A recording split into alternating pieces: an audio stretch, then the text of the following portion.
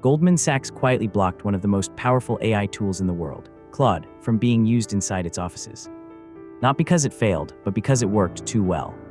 Because Goldman wasn't experimenting with AI. It had already integrated it deep into the systems that run the bank. So when access suddenly gets restricted, it raises a much bigger question. What happens when institutions can no longer fully control the AI they depend on? This isn't just about one tool or one bank. This is about what happens when artificial intelligence becomes part of critical infrastructure before we fully understand how to govern it. Most people think of AI as something you use. Goldman Sachs doesn't just use AI, it runs on it. Inside the bank, AI isn't writing emails or generating summaries. It's helping engineers build and maintain the systems that move billions of dollars every day. And that changes the risk completely. Because when AI operates at that level, the stakes aren't personal, they're systemic. Goldman spends over $2 billion a year on technology. It employs more engineers than many Silicon Valley companies. And over the past year, those engineers have been using Claude. Not as a productivity tool, but as part of the infrastructure itself. Goldman's CIO, Marco Argenti, described the goal directly. To build what he called digital coworkers, systems capable of handling complex, process-heavy work across the entire firm. This is AI inside critical systems, and once AI reaches that layer, you're no longer just using the tool, you're depending on it. Claude is just one example of something much bigger. Because while most people focused on OpenAI, a different shift was happening quietly inside large institutions. In the consumer world, AI is about convenience. In the enterprise world, it's about trust. And that difference is already showing up in the data. According to Menlo Ventures, Anthropic now holds around 32% of the enterprise AI market. OpenAI, which had roughly 50% just 2 years ago, has fallen to about 25%. That's not a slow change, that's a reversal, and it's happening for one reason. Enterprise clients don't choose AI the way consumers do. They're not looking for the most impressive demo. They're looking for something they can rely on, something they can secure, and something they can defend in front of regulators. And in that environment, Claude started to win. Not because it was louder, but because it was more predictable, more controllable, more aligned with how institutions actually operate. And the scale of that shift is already visible. 8 of the Fortune 10 companies are now using Claude. Deloitte has deployed it across 470,000 employees, Cognizant across 350,000, and Anthropic went from generating about $1 billion to $30 billion in just over a year. But here's what all of that actually means. In the most cautious, most regulated organizations in the world move this fast, it means the technology has crossed a threshold. AI is no longer experimental, it's becoming infrastructure, and infrastructure isn't something you can easily turn off. And this is exactly the kind of shift most people miss.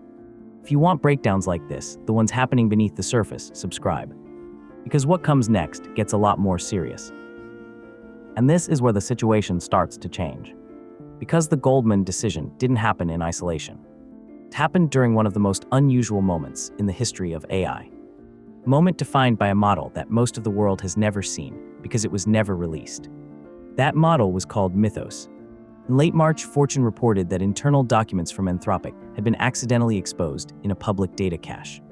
What those documents described immediately alarmed cybersecurity experts.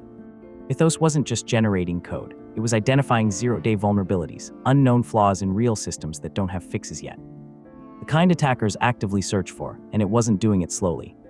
Engineers without formal security training gave the model access to their systems overnight. By morning, it had found critical vulnerabilities, and it had already generated working methods to exploit them.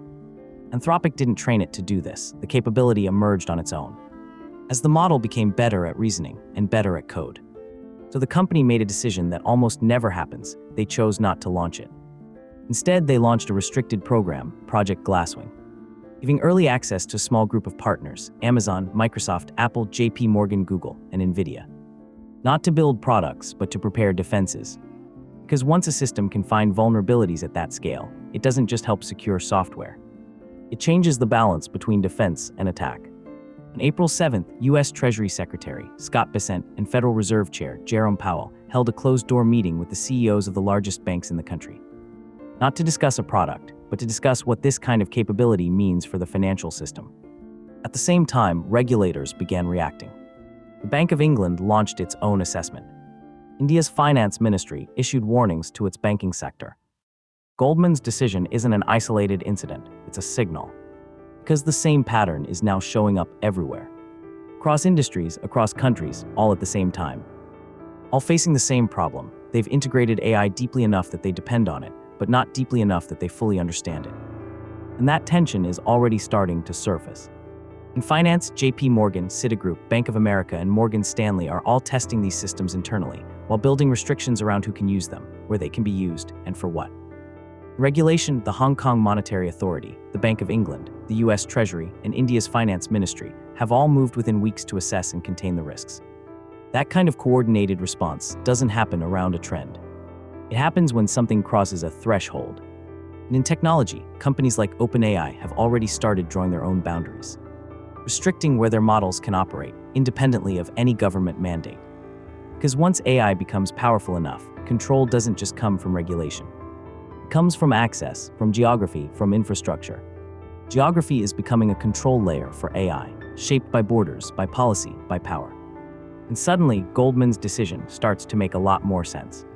The restriction wasn't global, it was specific to Hong Kong, a city that since 2020 has operated under a very different legal framework. Anthropic's own records confirm it. Hong Kong was never an officially supported market. Goldman's legal team found that gap and closed it. This is the pattern. Goldman's ban is just the most visible signal of something much bigger already in motion. What we're seeing right now isn't a one-off decision. It's the early stage of a much larger shift in how AI is controlled, where it's allowed to operate, and who gets to use it. More restrictions, more internal systems, and entirely new rules written in real time as governments and companies try to catch up. Because AI is advancing faster than the systems designed to govern it. This isn't just about Goldman Sachs or Claude.